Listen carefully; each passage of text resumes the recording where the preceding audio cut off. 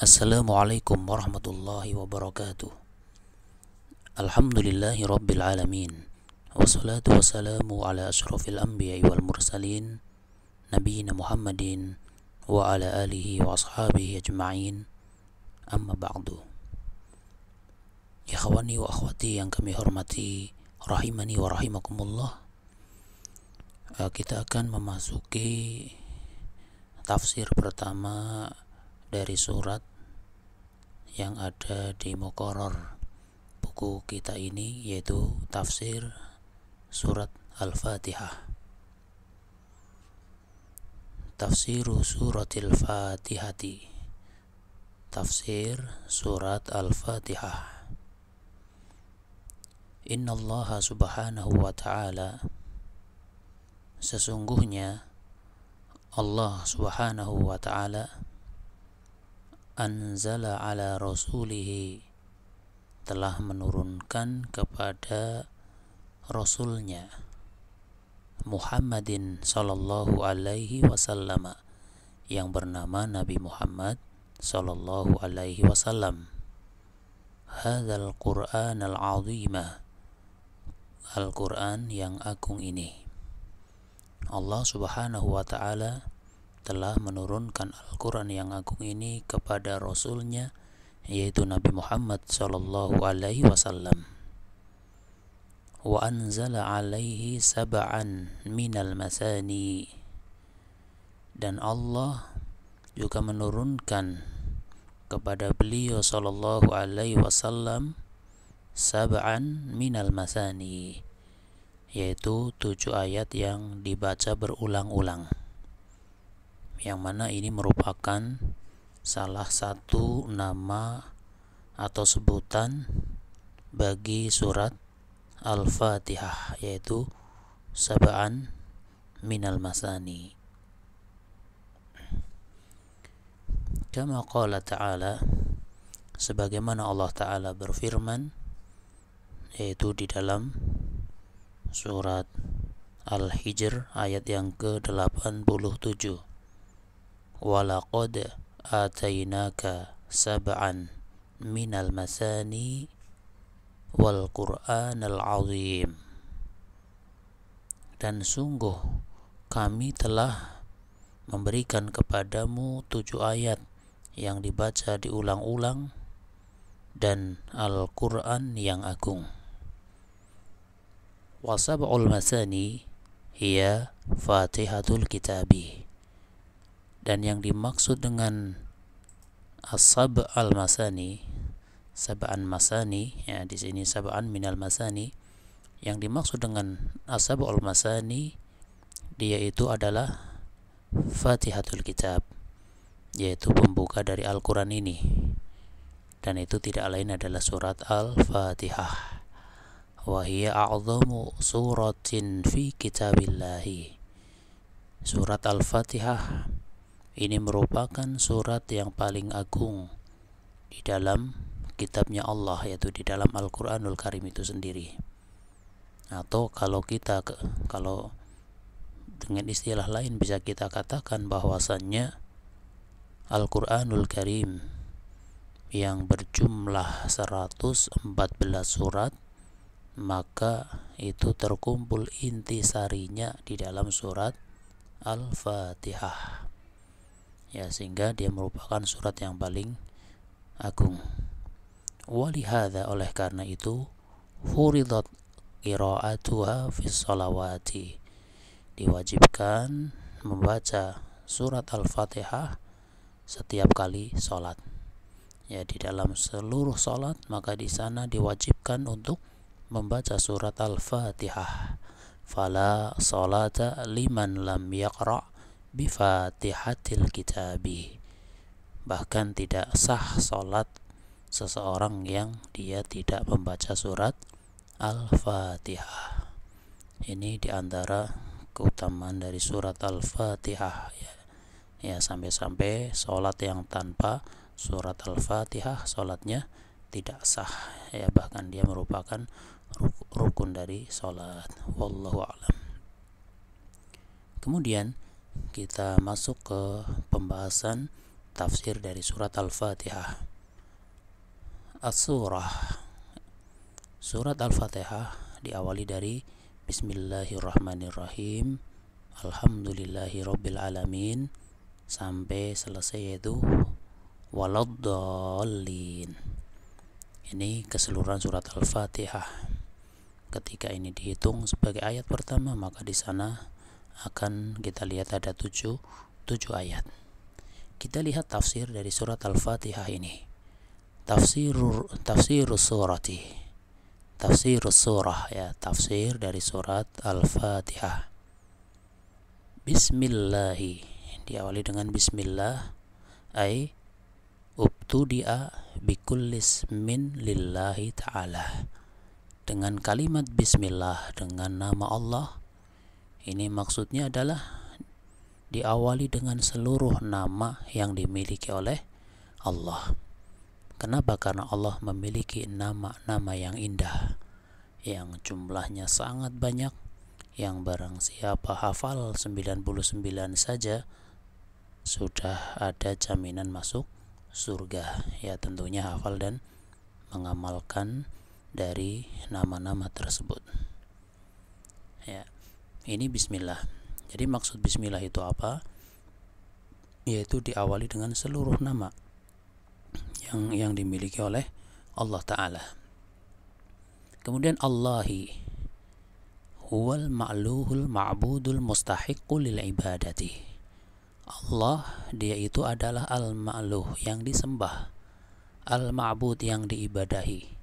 Allah itu satu-satunya zat yang berhak disembah, yang berhak diibadahi, sehingga al-mustahiqqu lil ibadah, dialah yang berhak untuk diibadahi. Sehingga dalam urusan sembah menyembah, dalam perkara beribadah, itu hanya kepada satu, yaitu kepada siapa? Kepada Allah Ta'ala. Tidak ada yang lain, hanya satu saja. Para nabi tidak ada hak disembah, para malaikat tidak ada hak disembah, orang-orang solih tidak ada hak untuk disembah, demikian juga makhluk-makhluk yang lainnya. Kenapa? Karena yang punya hak untuk disembah itu hanya satu, yaitu Allah Ta'ala. Itulah Allah. Kemudian Ar-Rahmanir Rahimi, yang sering kita terjemahkan dengan yang maha pengasih lagi maha penyayang. Ismani, Ar-Rahman, Ar-Rahim, dia adalah dua nama. Dallani, yang keduanya itu menunjukkan ala annahu ta'ala dzur rahmatil wasi'atil 'azimatil lati wasi'at kulla syai'in. Keduanya itu menunjukkan bahwasannya Allah Ta'ala adalah zat yang dzur rahmah, memiliki sifat kasih sayang, bahkan al-wasi'ah, yang sangat luas, al-'azimah, yang sangat agung, memiliki sifat kasih sayang yang sangat luas dan besar kasih sayangnya. Allati wasi'at kulla syai'in, yang kasih sayangnya itu, rahmat Allah itu meliputi segala sesuatu. Ini Ar-Rahman dan Ar-Rahim. Kemudian alhamdulillahi, segala puji bagi Allah. Ya, ini di sini alhamdulillah maknanya adalah segala puji, ya, kulul hamdilillah. Ya, karena para ulama bahasa mereka menyebutkan bahwasanya pada alhamdu ini menunjukkan al-istihrak, yaitu menunjukkan keseluruhan puncak dari pujian itu adalah milik Allah. Bahkan lafaz alhamdu ini hanya boleh ditujukan kepada Allah. Ya, berbeda dengan lafaz yang maknanya pujian, sanjungan. Dalam bahasa kita banyak ada pujian, ada sanjungan. Ya, dalam bahasa Arab ada alhamdu, ada as-sana, ini misalnya. Tapi ketika alhamdu ini spesifik, hanya boleh ditujukan kepada Allah. Ya. Kemudian alhamdulillah, segala puji, seluruh pujian itu adalah milik Allah. Alhamdu itu apa? Huwas sana'u 'alallahi bi sifatil kamali. Alhamdu itu adalah pujian, sanjungan kepada Allah dengan seluruh sifat kesempurnaan yang ada padanya. Ya, di antara alasan kenapa kita memuji Allah, kenapa kita menyanjung Allah, karena sifat Allah itu sempurna. Sesuatu yang sempurna layak untuk mendapatkan pujian. Dan ini ada pada sifat Allah Ta'ala. Wa bi af'alihi da'irati bainal fadli wal adli. Dan juga ya, karena perbuatan Allah Ta'ala yang meliputi, yang di sana berkisar di antara al-fadl wal adl, baik yang berupa karunia maupun yang berupa keadilan dari Allah Ta'ala. Ya, kenapa Allah berhak mendapatkan pujian? Kalau diurutkan, karena dia punya sifat yang sempurna, layak dipuji. Yang kedua, karena perbuatannya itu seimbang antara karunia yang Allah berikan dan keadilan yang Allah berikan. Ya, sehingga dia berhak untuk mendapatkan pujian. Bahkan hakikat seluruh pujian itu adalah milik Allah. Falahul hamdul kamilu bi jami'il wujuhi. Maka milik Allah lah pujian yang sempurna dari segala sisinya. Allah itu sempurna, nama-namanya sempurna, al-asmaul husna, namanya itu adalah semuanya indah, wasifatuhul ulya, dan sifatnya semuanya tinggi. Ya, dan semua perbuatan Allah itu adalah baik, sehingga setiap yang Allah tentukan, Allah takdirkan kepada kita, ya pasti di sana ada hikmah, ada kebaikan yang bisa kita ambil. Sehingga ucapkanlah alhamdulillah, segala puji bagi Allah. Kemudian Rabbil alamin, Rabbil alamin, Rabbil alamin, Rabbil alamin. Ar-Rabbu huwal murabbi li jami'il alamin, li jami'il Afan, ini salah ketik kelihatannya ya, Afan. Anda ulangi. Rabbil alamin, yaitu Tuhan semesta alam. Ar-Rabbu huwal murabbi, yang namanya Rabb, dia adalah zat yang memberikan al-murabbi, memberikan tarbiyah, memberikan pendidikan, atau yang merawat, ya. Li jami'il alamina, ini kelihatannya salah ketik. Ya, bagi seluruh alam, bukan amilin tapi alamin. Ya, silahkan diralat sendiri ya. Allah itu punya sifat murabbi li jami'il alamin. Dia itu mendidik, merawat ya seluruh alam. Siapa alam? Wahum min siwallahi. Kalau kita ditanya siapa atau apa yang dimaksud dengan alam, alam itu adalah siapapun selain Allah. Mereka itu adalah man siwallah, yaitu orang atau siapapun selain Allah. Sehingga Allah Tuhan seluruh alam, maksudnya Allah itu adalah Rabb bagi seluruh makhluk. Ya, karena siwallah adalah makhluk. Sehingga yang namanya al-alam adalah kullu man siwallah. Al-alamin yaitu hum man siwallah. Mereka adalah selain Allah. Ana ulangi. Jadi Allah itu Rabb semesta alam, yaitu Allah mentarbiyah alam, yaitu makhluk ciptaannya. Apa bentuk tarbiyah dari Allah? Bi khalqihi lahum, diawali dengan Allah mencipta mereka, termasuk di dalamnya menciptakan diri kita. Dan bentuk tarbiyah Allah setelah Allah ciptakan makhluknya tidak dibiarkan begitu saja, akan tetapi wa in'amihi alaihim bin ni'amil azimati, Allah berikan nikmat-nikmat yang banyak kepada mereka, nikmat-nikmat yang agung, yang besar. Setelah Allah ciptakan, Allah berikan fasilitas hidup. Bukan diciptakan kemudian dibiarkan mati begitu saja, bukan. Tapi Allah ciptakan, kemudian Allah berikan fasilitas hidup. Allah berikan petunjuk agar dia bisa bertahan hidup, sehingga dia bisa beribadah kepada Allah dengan sebaik-baiknya. Contohnya manusia, Allah ciptakan manusia, Allah berikan fasilitas hidup berupa rizki, baik dari sisi makanannya, baik dari sisi kesehatannya, baik dari sisi fasilitas-fasilitas yang lain. yang mana tujuannya agar dia bisa hidup, kemudian bisa beribadah kepada Allah. Karena beda penciptaan manusia dengan para hewan. Misalnya kalau hewan diciptakan untuk senang-senang, untuk makan sepuas-puasnya, melampiaskan syahwatnya sebebas-bebasnya, setelah itu mati ya sudah, tidak ada pertanggungjawaban. Kalau kita manusia diciptakan, diberikan fasilitas hidup agar kita bisa beribadah kepada Allah, karena setelah itu nanti di sana kita akan mempertanggungjawabkan apa yang sudah kita lakukan di dunia. Kembali ke sini, Allah itu adalah Rabbil Alamin. Dia yang memelihara alam semesta ini, bukan sekedar diciptakan tapi diberi kenikmatan-kenikmatan.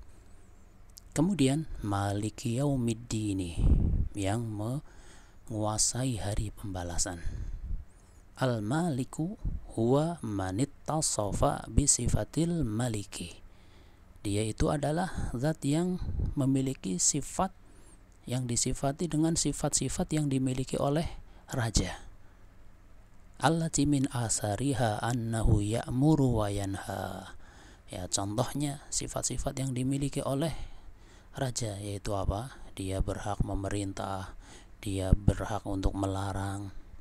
Ya, maka Allah, dia berhak memerintah sekehendaknya, dia berhak melarang sekehendaknya.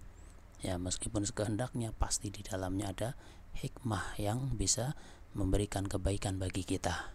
Ya, sehingga ketika ada sebuah perintah, yakinlah di dalamnya ada kebaikan agar kita mendapatkan kebaikan tersebut. Dan ketika ada larangan, yakinlah karena di dalamnya ada madarat, supaya kita bisa terhindar dari madarat, bahaya yang ada di dalamnya. Itulah kita harus berhusnudzan kepada Allah dalam setiap perintah-perintahnya dan dalam setiap larangannya. Bahkan Allah punya hak lagi, dan ini tidak dimiliki oleh raja-raja di dunia. Wa yusibu wa yu'aqibu, Allah berhak memberikan pahala, Allah berhak untuk memberikan siksaan. Ya. Wa adhafal malika liyaumiddin. Kemudian pada ayat ini bukan sekedar malik saja, tapi maliki yaumiddin. Ada tambahan yaitu yaumiddin, pemilik bagi hari pembalasan. Kenapa disebut yaumiddin? Wa huwa yaumul qiyamati. Yaumuddin adalah yaumul qiyamah, hari kiamat. Kenapa dikatakan yaumuddin? Yaumun, karena pada hari kiamat tersebut, di akhirat kelak, yudanun nasu fihi, manusia itu akan dibalas. Yudanu maknanya yujaza. Yaumun yudanun nasu fihi, hari tatkala manusia diberi balasan, bi'amalihim khairiha wa syarriha, diberi balasan terhadap amal perbuatan mereka, baik perbuatan yang baik maupun perbuatan yang jelek. Yang baik akan dia dapatkan, perbuatan yang jelek juga akan dirasakan. Semuanya akan ketemu. Kapan itu? Hari pembalasan. Dan ini sebuah ayat yang memberikan satu ketenangan bagi kita, yang seandainya di dunia ini kita tidak mendapatkan misalnya keadilan dari sesama manusia, maka tenang saja, karena semuanya akan ketemu di sana. Di dunia ditolimi, kita nggak bisa balas, ya nanti ketemu di sana. Ya, tidak ada satupun yang bisa lepas, bisa luput dari pengadilannya Allah Subhanahu wa ta'ala. Inilah hiburan bagi kita. Kita punya satu angan-angan, yaitu adanya hari pembalasan, sehingga ini menjadi motivasi bagi kita. Sekecil apapun amalan yang kita lakukan, kita akan mendapatkan manfaatnya. Ketika berupa perbuatan yang buruk, maka kita juga waspada, hati-hati, karena itu juga akan kita dapatkan iqabnya. Wallahu a'lam bishawab. Kemudian yang berikutnya, yaitu ayat yang berikutnya, ayat yang kelima, ya, kalau kita hitung dari atas. Iyyaka na'budu wa iyyaka nasta'in. Hanya kepada Engkau ya Allah kami beribadah, dan hanya kepada Engkau ya Allah kami minta pertolongan. Ayat ini maknanya nakhussuka wahdaka bil ibadati wal isti'anati. Maknanya adalah kami mengkhususkan hanya kepada Engkau ya Allah dalam hal beribadah dan dalam hal minta pertolongan. Beribadahnya kepada Allah, minta pertolongannya juga kepada Allah. Bukan beribadahnya kepada Allah, sholatnya, puasanya, giliran butuh bantuan, merasa terdesak, merasa terpepet, sibuk kesana kemari minta pertolongan kepada makhluk. Ini namanya tidak mengamalkan ayat ini. Harusnya fokus ibadah ya kepada Allah. Ketika butuh pertolongan, mintalah kepada Allah. Bukankah Nabi kita sudah memberikan satu janji bahwasannya apabila kita butuh, mintalah kepada Allah. Idza sa'alta fas'alillah wa idza sta'anta fasta'in billah. Apabila kamu minta, mintalah kepada Allah. Apabila kamu butuh pertolongan, maka mintalah pertolongan juga kepada Allah. Maka Allah itu sangat dekat, Dia akan memberikan apa yang diminta oleh hambanya. Kemudian kenapa maknanya semacam ini? Kenapa ada makna hanya mengkhususkan hanya kepada Engkau ya Allah kami beribadah dan minta pertolongan? Lianna taqdimal maf'uli yufidul hasra. Karena kaidah di dalam bahasa Arab ketika mendahulukan ma'mul, lianna taqdimal ma'muli yufidul hasra. Mendahulukan ma'mul atau katakanlah maf'ul yang secara susunan umumnya dia di belakang, kemudian ditempatkan di depan, ini punya faidah untuk pembatasan. Iyyaka ini adalah maf'ul bih dari na'budu. Akan tapi ini didahulukan. Ini menunjukkan bahwasanya maknanya hanya. Iyyaka hanya kepada Engkau, bukan sekedar kepada Engkau tapi hanya kepada Engkau. Ini faidahnya ya. Taqdimal ma'muli yufidul hasra. Mendahulukan ma'mul itu berfaidah memberikan pembatasan. Ai na'buduka wala na'budu ghairaka. Sehingga maknanya kami beribadah kepadamu dan tidak pernah beribadah kepada selainmu. Wa nasta'inu bika wala nasta'inu bi ghairika. Kami minta pertolongan kepadamu dan tidak pernah minta pertolongan kepada selainmu. Wa qaddama al-ibadata 'ala al-isti'anati min babi taqdimil 'ami 'ala al-khasi. Dan di sini yaitu mendahulukan ibadah daripada isti'anah.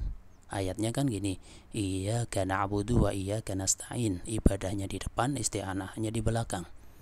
Ini namanya min babi taqdimil 'ami 'ala al-khasi, yaitu mendahulukan sesuatu yang lebih umum daripada sesuatu yang khusus. Yang namanya isti'anah itu bagian dari ibadah. Ibadah itu jenisnya banyak, salah satunya isti'anah. Sudah disebutkan ibadah tapi juga disebutkan isti'anah. Ya maka ini punya makna mendahulukan yang umum daripada yang khusus, dan yang khusus itu disebut lagi agar kita lebih perhatian terhadap permasalahan isti'anah. Agar kita fokus bahwa ketika kita minta pertolongan, mintalah pertolongan kepada Allah.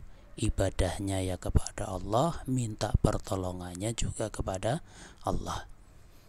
Kemudian wal ibadatu, kita lihat definisi ta'rif pengertian dari ibadah. Apa yang dimaksud dengan ibadah? Ismun jami'un. Ibadah itu adalah sebutan atau nama yang mencakup. Mencakup bagi apa? Likulli ma yuhibbuhullahu wa yardahu. Bagi segala sesuatu yang dicintai dan diridhoi oleh Allah. Apa itu yang dicintai dan diridhoi oleh Allah? Minal a'mali wal aqwali. Baik yang berupa perbuatan maupun perkataan, al-zahirati wal batinati, baik yang tampak maupun yang tidak tampak, baik yang zahir maupun yang batin. Definisi ini mencakup secara keseluruhan dari semua ibadah. Sehingga ibadah itu prinsipnya, apapun bentuknya, perkara tersebut dicintai, diridhoi oleh Allah, baik perbuatan maupun perkataan, baik yang tampak maupun yang tidak tampak, baik yang terlihat di jawarih anggota badan maupun yang ada di dalam hati. Kalau itu dicintai dan diridhoi oleh Allah, berarti termasuk ibadah, sehingga pengertian ini mencakup di sana baik ibadah yang mahdhah maupun ibadah yang ghairu mahdhah, baik ibadah yang asalnya memang ibadah maupun ibadah yang dia akan menjadi ibadah ketika diniatkan sebagai ibadah. Ibadah mahdhah seperti sholat, puasa, zakat, haji. Ya, ibadah ghairu mahdhah seperti menikah, membayar hutang. Kemudian termasuk ibadah ghairu mahdhah adalah perkara-perkara yang sifatnya mubah, ketika diniatkan ibadah bisa bernilai ibadah. Makan, minum, istirahat, ya, itu bisa bernilai ibadah ketika niatnya untuk ibadah, termasuk mencari nafkah dan sebagainya. Ya, intinya itulah pengertian ibadah. Kemudian wal isti'anatu, apa yang dimaksud isti'anah? Hiya li'atimadu 'ala Allah Ta'ala, yaitu perasaan merasa bergantung, bersandar kepada Allah Ta'ala.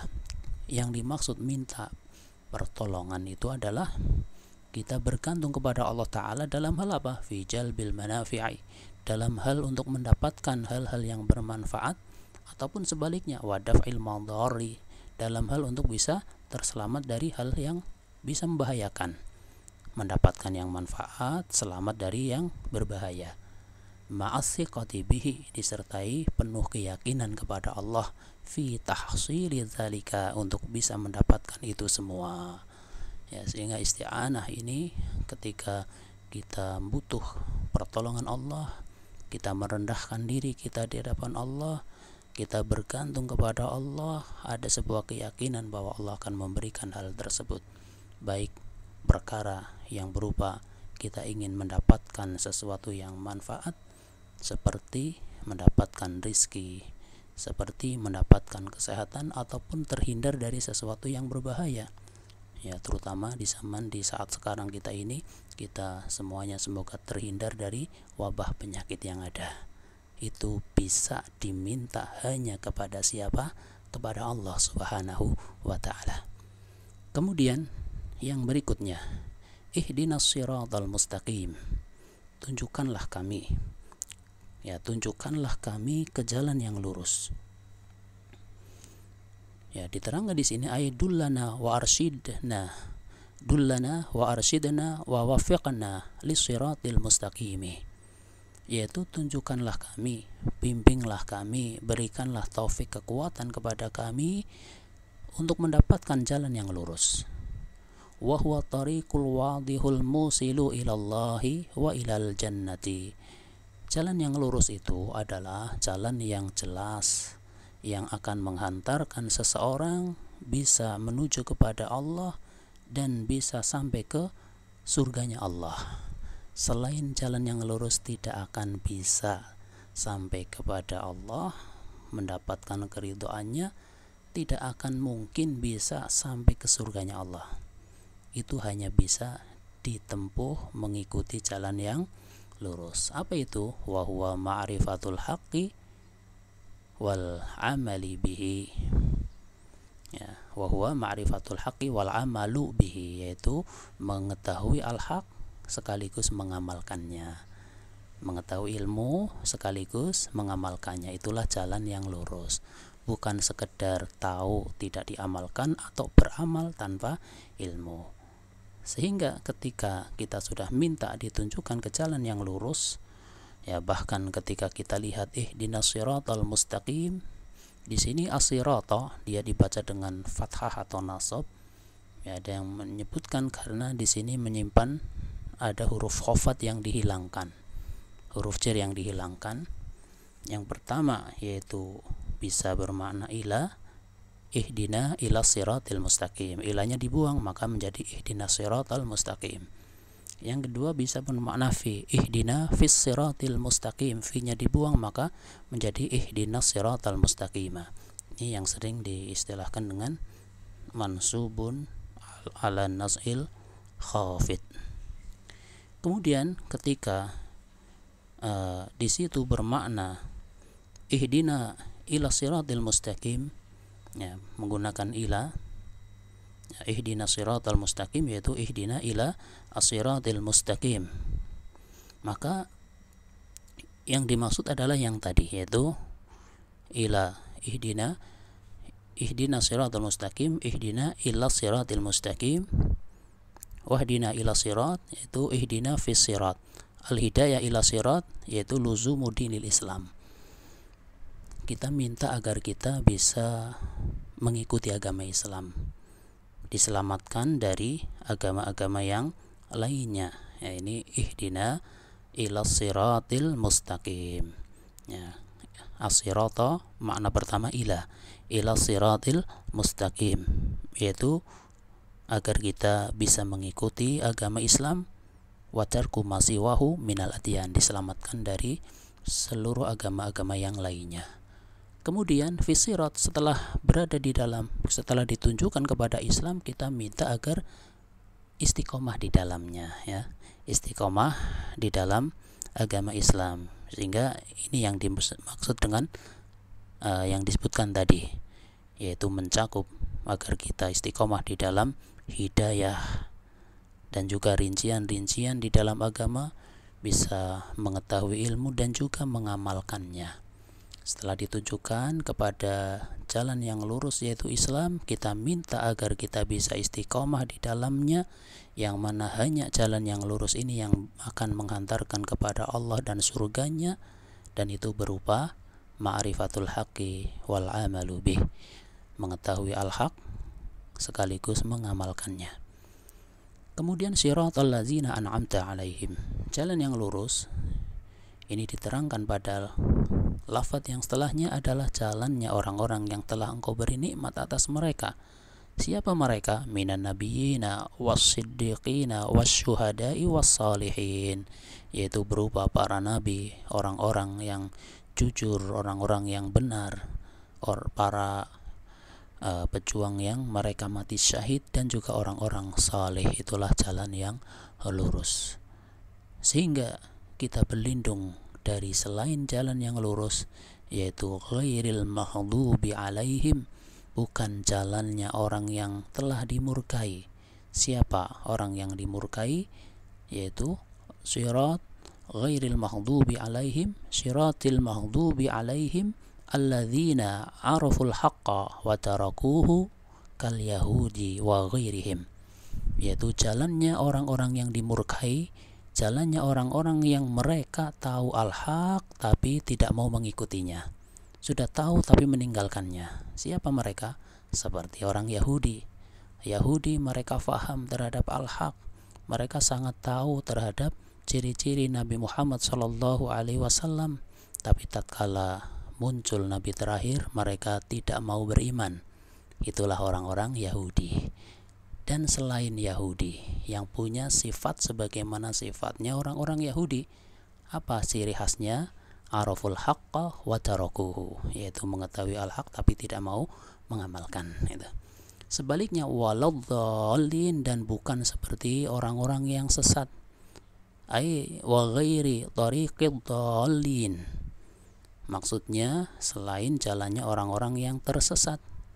Siapa mereka? Wahumun nasara, yaitu orang-orang Nasrani, alladzina tarakul haqqa ala jahlin wa dhalalin, yaitu orang-orang yang meninggalkan al-haq karena kebodohan dan kesesatan. Ya, mereka meninggalkan al-haq, tidak mau beriman kepada Nabi, bahkan sebaliknya mereka menyembah kepada Nabi Isa alaihissalam wal'iyadzu billah. Ya, kenapa seperti itu? Karena kebodohan dan kesesatan yang ada pada mereka. Mereka beramal tanpa ilmu, itu termasuk selain jalan yang lurus. Demikian juga yang punya ilmu tidak diamalkan juga tidak termasuk jalan yang lurus. Kita minta diberikan jalan yang lurus, yaitu punya ilmu sekaligus mengamalkan, atau ketika beramal ada sandaran ilmu. Demikian ikhwani wa akhwati yang kami hormati, rahimani wa rahimakumullah, yang bisa disampaikan pada kesempatan kali ini. Atas kesalahan kekurangan ana minta maaf yang sebesar-besarnya. Wallahu a'lamu bishawab. Subhanakallahumma wa bihamdika asyhadu an la ilaha illa anta astaghfiruka wa atubu ilaik. Wassalamualaikum warahmatullahi wabarakatuh.